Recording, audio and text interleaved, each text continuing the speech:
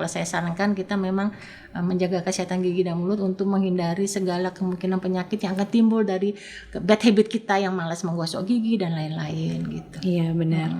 Apalagi mau menyambut bulan puasa ini ya dok ya, harus lebih aware lagi nih. Karena kita nggak makan, nggak minum sampai sore gitu ya. Jadi yang merokok juga, yang merokok juga. Dok, gimana dok? Kalau dikurangi, kalau saya tidak setuju ya dikurangi ya. Kalau bilang diberhentikan. Gitu. Ini kalau kata saya ya, tapi kan orang nanti marah Iya, kalau yang sudah pecandu merokok tuh dikurangi katanya. Kalau sedikit-sedikit lah dok. Tadinya tetap 1 bungkus jadi 5 batang. 5 batang gitu ya. Tapi ya kalau saya sarankan selama puasa tuh jangan dulu, karena itu menyebabkan tadi. Iya benar. Mulut kering itu juga, bau mulut orang yang perokok berat tuh kan khas sekali. Iya benar. Kalau bau mulutnya kering dia juga itu tadi kembali lagi flora keseimbangan mikroorganisme dalam mulut itu akan terganggu, akhirnya tumbuhlah akibat dari itu macam-macam. Iya, Itu yang harus dijaga. Makanan itu rokok gitu. Rokok ya dok ya. Kalau memang perokok berat ya disarankan ya selama puasa jangan dulu. Kalau ya. bisa sesudah itu alhamdulillah. Iya. Jadi sehat. Menahan diri dulu ya dok. Menahan diri selama puasa, betul ya.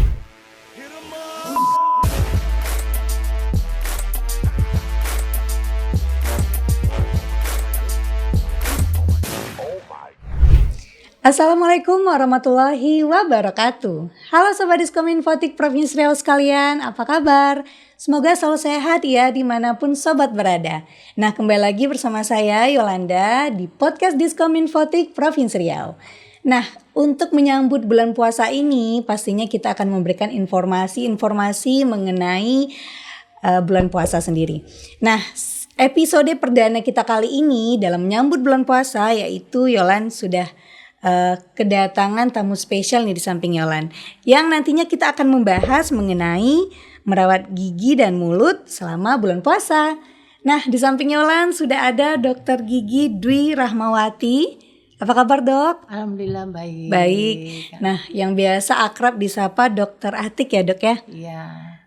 Halo Dr. Atik, nah senang banget udah kedatangan Dr. Atik di samping kita untuk membahas mengenai perawatan gigi selama bulan puasa.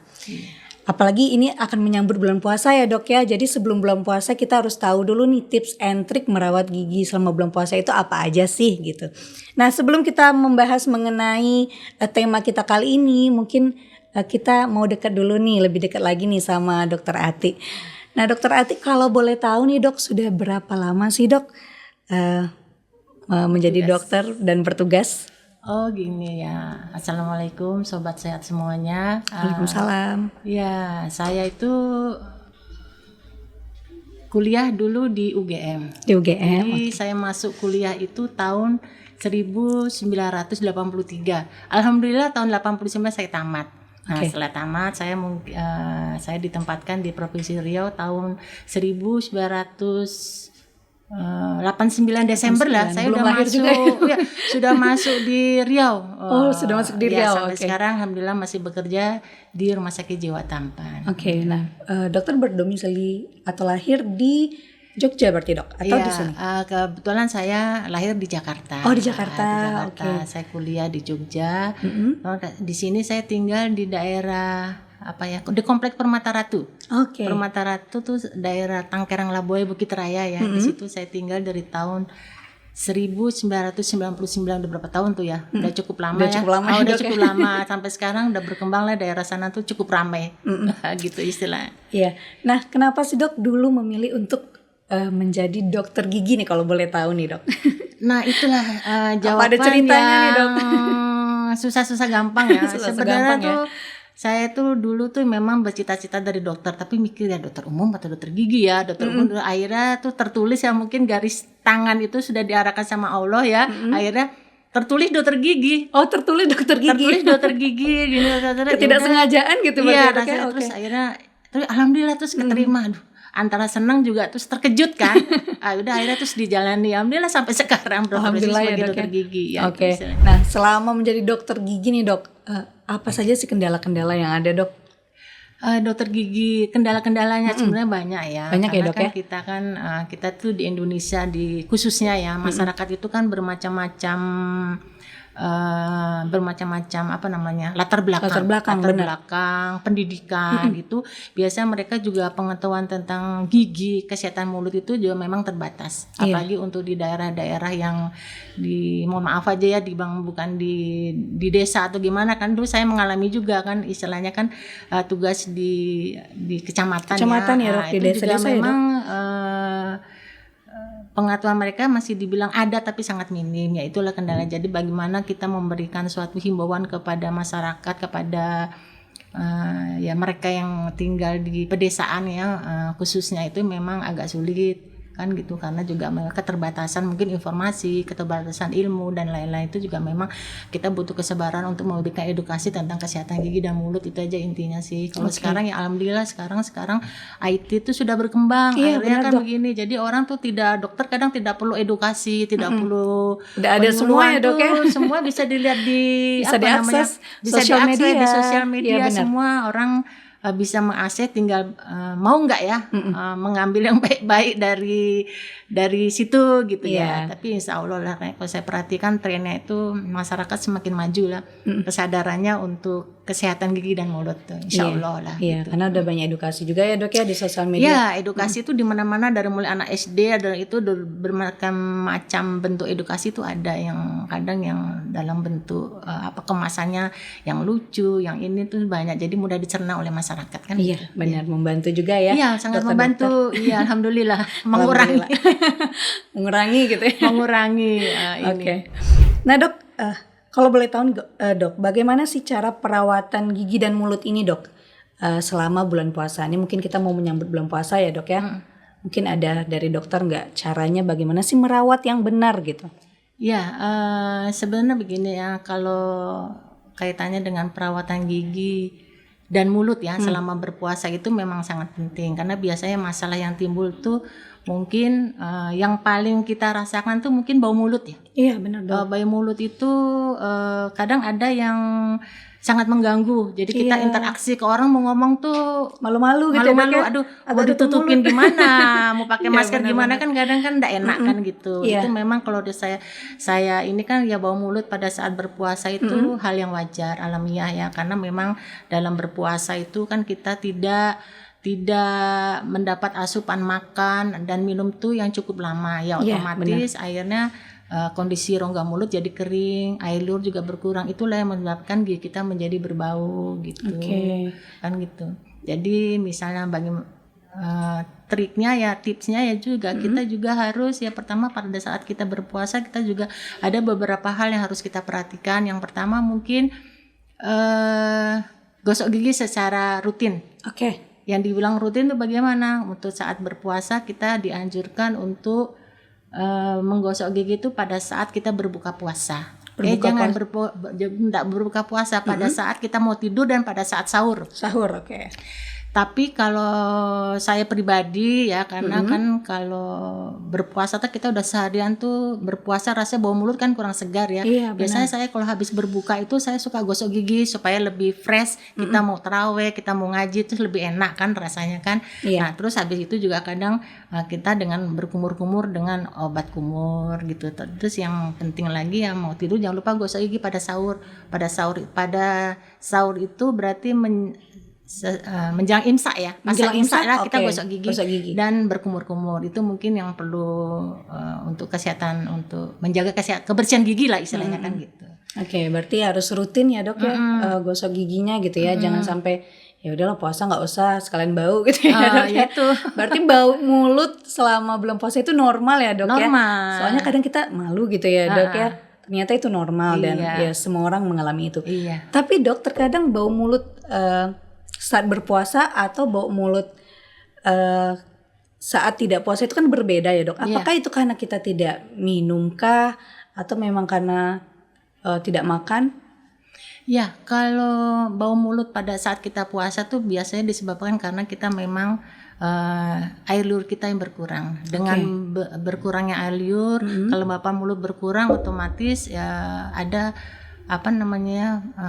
bakteri lebih mudah berkembang, akhirnya menyebabkan menjadi bau mulut. Jadi bagaimana sih caranya supaya air liur kita mengurangi lah ya keringnya di mulut tuh gimana? Ya tipsnya Gimana, kita harus cukup asupan dari minum air putih.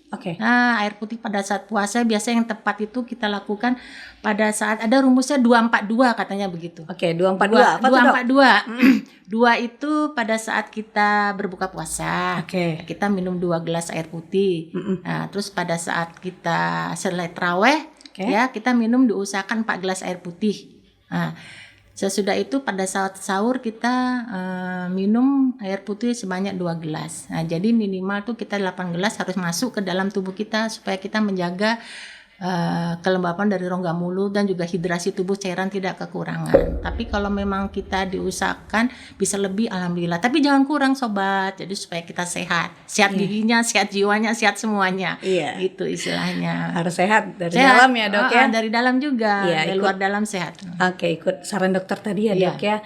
Memang harus banyak mengonsumsi air putih ya, Dok ya. Nah, dalam menyambut bulan puasa pastinya kita memang harus melakukan perawatan gigi ya, Dok. Mungkin yang tadinya belum scaling ya scaling dulu atau segala macam. Tapi misalnya tidak ada kesempatan nih sebelum puasa atau jadwalnya padat gitu. Nah, ketika bulan puasa apakah boleh nih, Dok, untuk melakukan perawatan gigi sendiri, Dok?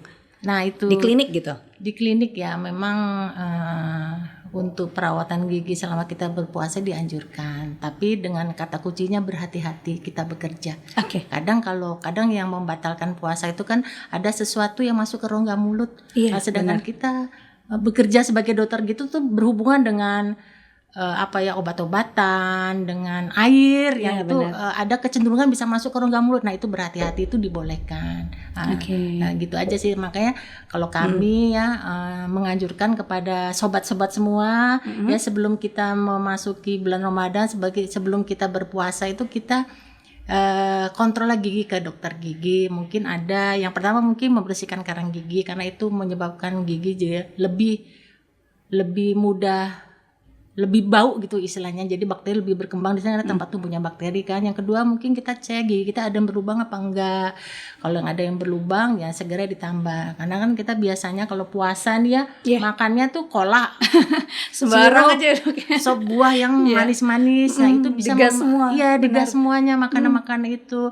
Jadi itu bisa menyebabkan sakit gigi. Nah, itu yang mudah-mudahan insya Allah lah sobat sehat semuanya.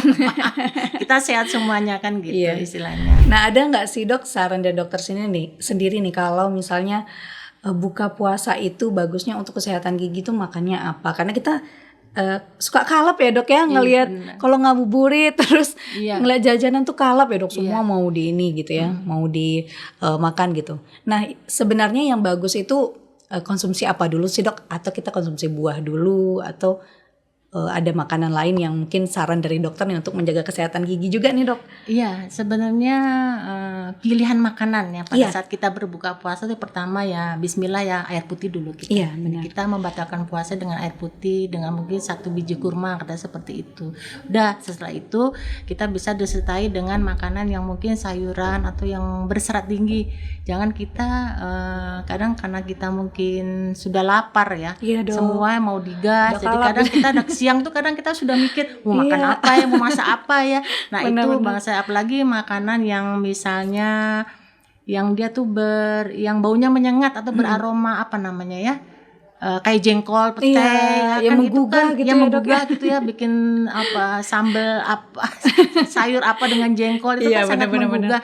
Terus yang sudah menghayal gitu ya itu istilahnya dihindari, atau kalau bisa ya itulah, kalau nggak bisa dihindari dikurangi karena itu bisa memicu bau mulut tadi. Ya kita yang sehat itu banyak minum air putih yang tadi, kalau sama berpuasa 242 rumusnya, juga makanan yang berserat, buah juga yang berserat. Artinya yang kayak antioksidan tinggi, misalnya jeruk atau lemon tuh bagus sekali, atau wortel. Jadi dia kan seratnya tinggi. Itu dia bisa, kalau yang antioksidan kan dia kan otomatis membantu membunuh, mengurangi pertumbuhan bakteri.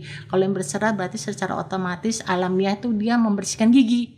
Nah, otomatis dengan itu ya insya Allah bau mulut kita juga berkurang ya. Berarti kalau hilang tuh rasanya enggak ya dok ya? Pengalaman enggak lah, tetap ada baunya, mungkin bau khasnya itu ya. Apa grade-nya beda-beda kan. Iya, tapi insya Allah itu semua berpahala. Kata-katanya sih bau surga gitu. Bau surga katanya. Kata Ustaz gitu ya. Iya, kata Ustaz bau surga insya Allah. Nah kalau misalnya untuk penyakit yang mungkin rentan nih dok, terserang ketika kita sedang berpuasa atau ketika kondisi mulut kita itu kering, karena kalau kita lagi puasa tuh air liurnya memang berkurang ya dok ya. Nah itu ada nggak sih dok penyakit yang mungkin akan rentan terkena ke kita selama bulan puasa, apalagi di area mulut gitu?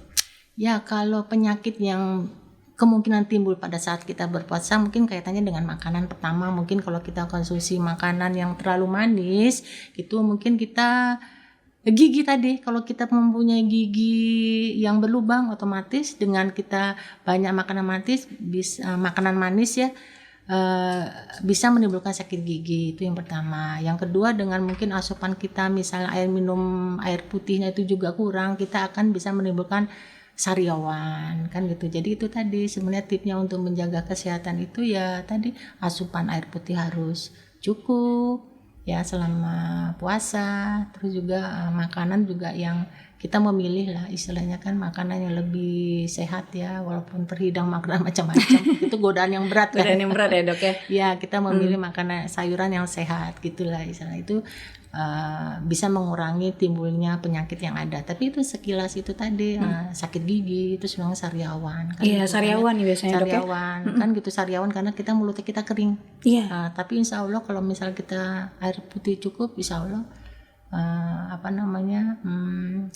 mengurangi sariawan. Terus juga kalau kita berkumur itu juga jangan pilihlah obat kumur yang tidak mengandung alkohol karena itu menyebabkan mulut jadi kering. Otomatis kalau kering itu kan jadi lebih mudah terserang sariawan. Jadi kan adalah sekarang di pasaran tuh obat kumur yang yang tidak mengandung alkohol. Tapi mungkin dari sisi price dia agak mahal sedikit. Tapi lebih agak mahal ya dok? Rasanya lebih mahal sedikit. Dan saya sudah cek-cek juga kemarin. Ternyata mahal ya katanya yang tidak mengandung alkohol ya. Tapi ya itulah kesehatan itu mahal ternyata ya. Ya itu lebih bagus kita. Jadi pilihan kita obat kumur itu supaya yang mencegah mengurangilah sariawan kan gitu. Berarti kalau penyakit yang biasa ya datang itu sekitar sariawan, terus sakit gigi karena kita kaitannya dengan makanan dan minuman yang manis. Ya kalau yang lainnya tuh kalkulus atau apa itu bukan artinya sudah ada sebelum kita puasa juga. Cuman ya kaitannya itu dengan maintenance kita aja. Kalau kita rajin membersihkan karang 3 bulan, 6 bulan sekali insya Allah juga karang tidak ada. Tapi kalau yang bisa timbul karena itu ya tadi itu asupan makanan pas puasa ya dok ya. Manis dengan manis itu tambah lagi bakteri yang ada, akhirnya dia akan merusak gigi kan gitu, jadi lubang. Atau kalau lubang yang ada jadi yang lubangnya itu jadi tambah berlubang, jadi nyut, timbulnya sakit ya, gigi ya? Tambah besar. Benar. Nah terkadang nih dok masyarakat mungkin ada yang kurang edukasi juga ya dok ya.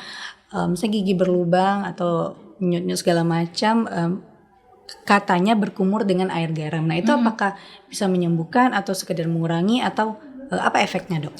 Air garam itu tuh dia antiseptik alami ya. Itu istilahnya kan obat, dibilang bukan obat kampung ya, obat-obat nenek moyang kita lah ya, nenek moyang kita. Zaman bahala bisa gitu. Kita gunakan kalau misalnya ya kita nih tidak mempunyai obat kumur yang kemasan, yang kemasan kan gitu ya, karena mungkin ya kita tidak mampu atau mungkin tidak terjangkau warung jauh atau apa, bisa aja terjadi. Kita bisa memakai dengan larutan yang kita buat sendiri dari air garam. Air garam tuh 1 sendok teh kita larutkan dalam 1 gelas itu tuh 250 ml. 250 ml. Gelas yang kalau yang kecil ya dok, yang kaca itu dok. Orang kalau bikin takeran tuh yang gelas yang 250 ml itu ada, kalau kata bikin gue gelas yang kayak cumbu. Pokoknya ada tulisan-tulisan gitu.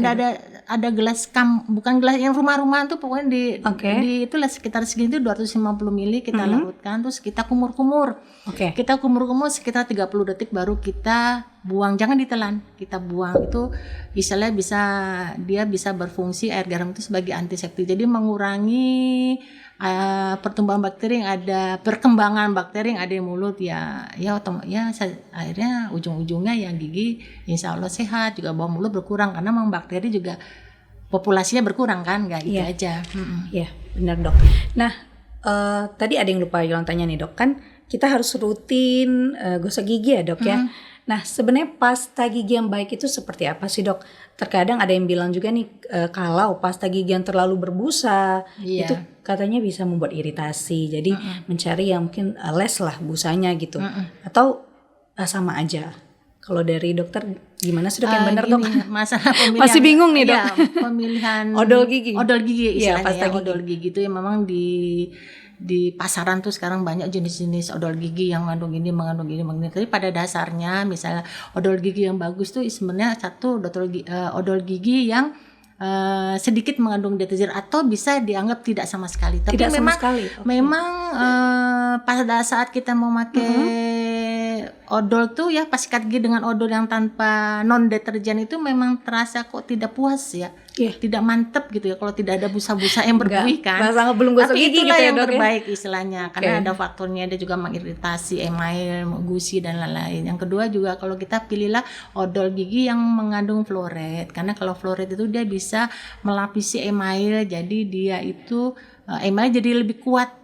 Jadi kalau kita makan manis, minuman masih tahan dengan hantaman manisnya itulah, jadi tidak mudah berlubang. Itu aja sih pilihannya, memang macam-macam. Tapi kita ya dianjurkan sih sobat sehat semuanya ya, kalau milih itu dilihat apa komposisinya. Itu kadang main beli aja gitu ya dok ya. Termasuk kadang saya juga suka kilap juga kan. Kilap juga ya, dok. Rasanya kok dari kemasan kita udah tertarik kan ya, dia bagus gini-gini gitu ya, dari iklan. Tapi kita luangkan waktu lah, kita lihat ingredientsnya apa sih, isinya apa sih. Nah, kalau udah ada satu fluoride atau non deterjen, ambil aja. Kalau yang lainnya itu mungkin sebagai tambahan dari itu komposisi dari, tapi yang penting itu tadi non deterjen dengan fluoride gitu aja. Berarti lebih baik yang lebih sedikit mengandung deterjennya ya dok ya. Nggak apa-apa, nggak berbusa banget. Tapi memang pengalaman saya pribadi memang tidak enak ya gosok gigi gitu, nggak puas kayak kurang rasanya, bersih aja gitu dok. Kayak kurang bersih, betul itu. Karena beberapa orang tuh kalau udah banyak busanya baru ngerasa bersih gitu ya dok ya. Ternyata dari ilmu kedokteran seperti itu ya dok ya. Itu. Nah dok, kalau misalnya scaling ya nih untuk pembersihan karang gigi.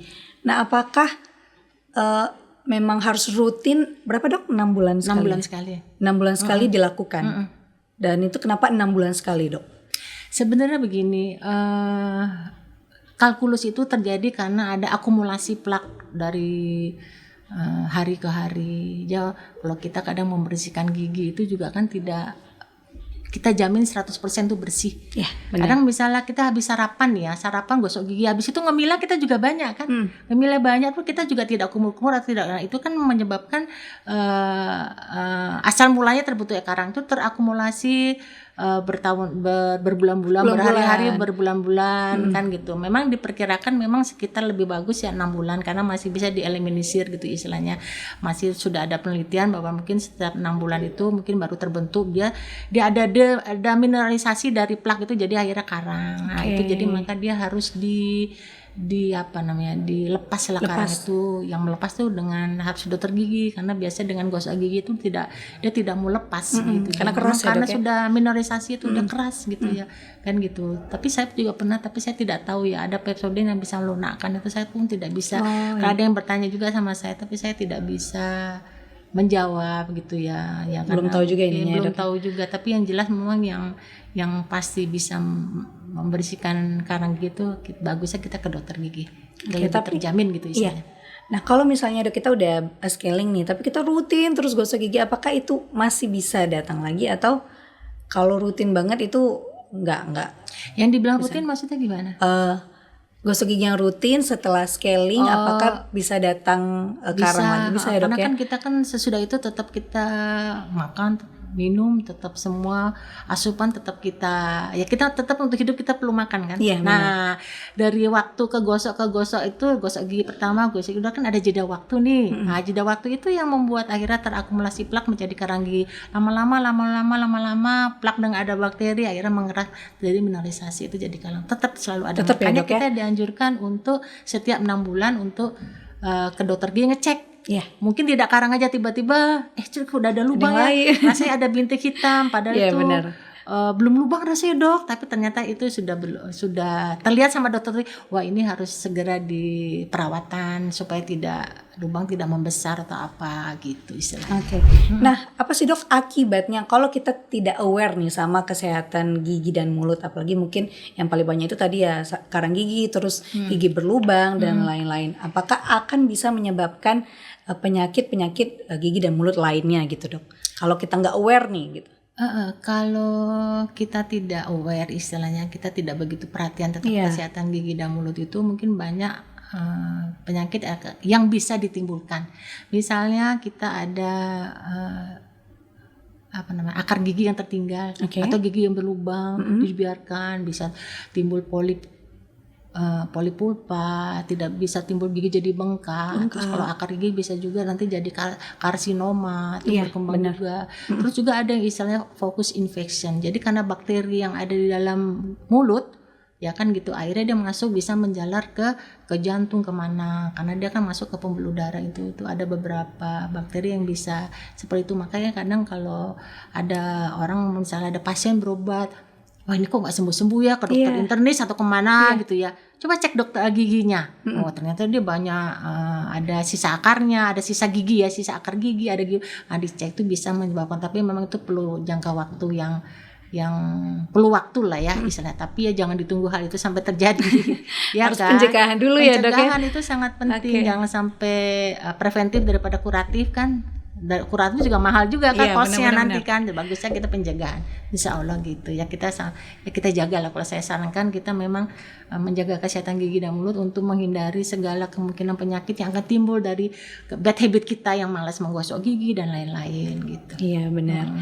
Apalagi mau menyambut bulan puasa ini ya dok ya, harus lebih aware lagi nih, karena kita nggak makan nggak minum sampai sore gitu ya. Jadi yang merokok juga yang merokok juga dok, gimana dok? Kalau dikurangi, kalau saya tidak setuju ya dikurangi ya. Kalau diberhentikan. Ini kalau kata saya ya, tapi kan orang nanti marah ya. Kalau yang sudah pecandu merokok tuh dikurangi katanya. Kalau sedikit-sedikit lah dok. Tadinya tetap 1 bungkus jadi 5 batang. 5 batang ya, gitu ya. Tapi ya kalau saya sarankan selama puasa tuh jangan dulu, karena itu menyebabkan tadi.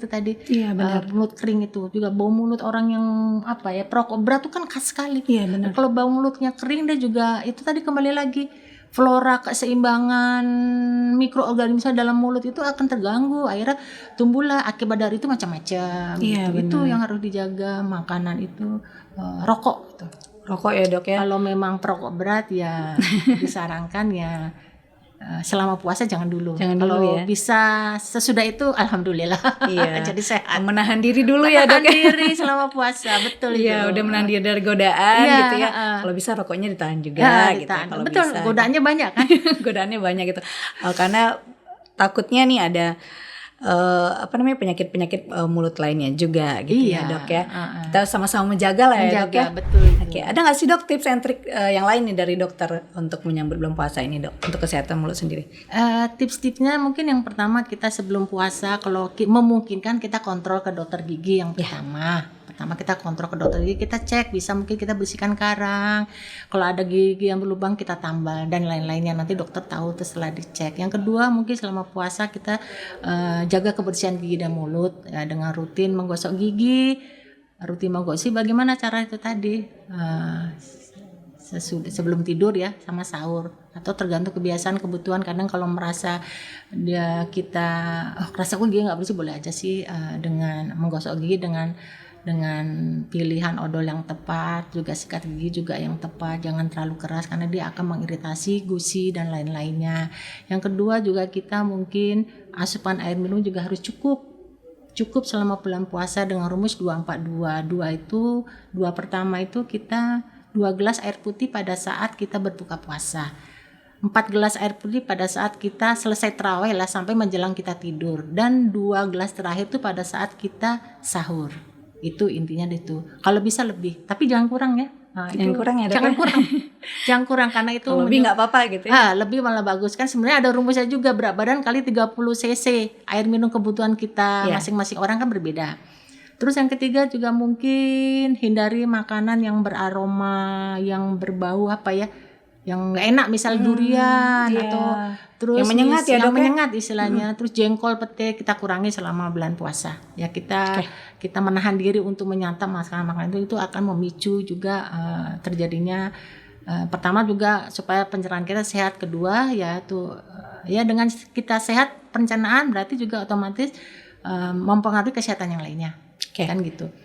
Terus apalagi ya itu terus ini makanan tadi kan menghindari makanan yang berbau tuh, usahakan ya makanan yang lebih sehat lah, sayur-sayuran hijau yang berserat tuh, bahasa ini berserat.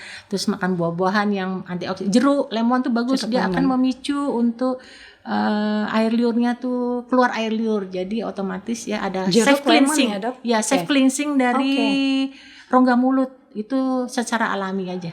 Itu aja mungkin beberapa banyak ya ternyata tips untuk menjaga perawatan gigi dan mulut ini ya, Dok ya. Nah, tadi kita lupa bilang nih kalau Dokter Atik ini prakteknya di Rumah Sakit Jiwa Tampan ya, Dok ya. Nah, biasanya di jam-jam berapa sih, Dok? Mungkin di sini kalau ada yang mau perawatan sama dokter, atau jadwalnya beda-beda nih, Dok? Atau bisa lihat di website apa di mana? Ada di websitenya, kita ada di website ya. Kan kita juga di sana tuh ada beberapa dokter gigi, bisa kita sesuai dengan kita atur, dan ada yang jadwal yang diaturnya di sana kan. Gitu. Boleh silakan. Biasanya jam 8 sampai dengan jam 2 itu waktu pendaftaran di situ. Boleh silakan, monggo, banyak perawatan yang bisa kita layani di sana, dari mulai membersihkan gigi, penambalan gigi, perawatan saluran akar, pencabutan untuk dewasa, anak-anak, orang tua, monggo kami tunggu. Silakan ya, Dok. Silakan tunggu. Kami tunggu di sana. Oke. Makasih banyak dokter, sudah banyak ya tips and trick yang udah kita dapatkan dari Dokter Atik sendiri, dan sangat bermanfaat ya, Dok ya, untuk Sobat Diskominfotik sendiri untuk menyambut bulan puasa ini, bagaimana cara merawat gigi yang benar, yang mungkin tadinya belum tahu nih ya, Dok ya. Setelah dengar informasi dari Dokter Atik, ya semuanya sudah teredukasi gitu. Makasih banyak, Dokter. Nggak terasa nih udah setengah jam ya, Dok ya, kita berbincang-bincang. Terima kasih, sama-sama. Semoga apa yang Dokter sampaikan, Dok, bisa menjadi ilmu dan wawasan baru nih untuk Sobat Diskominfotik Provinsi Riau sekalian. Amin. Oke, masih ada yang mau disampaikan, Dok? Nggak ada ya, cuman ini aja ya, selamat menjalankan ibadah puasa, salam sehat selalu. Salam sehat selalu. Sampai jumpa lagi next time. Makasih banyak ya, Dok ya. Makasih banyak. Nah, Sobat Diskominfotik, itu dia tadi tips and trick ya, ataupun kiat-kiat nih dari Dokter Atik sendiri, Dokter Gigi Dwi Rahmawati, yang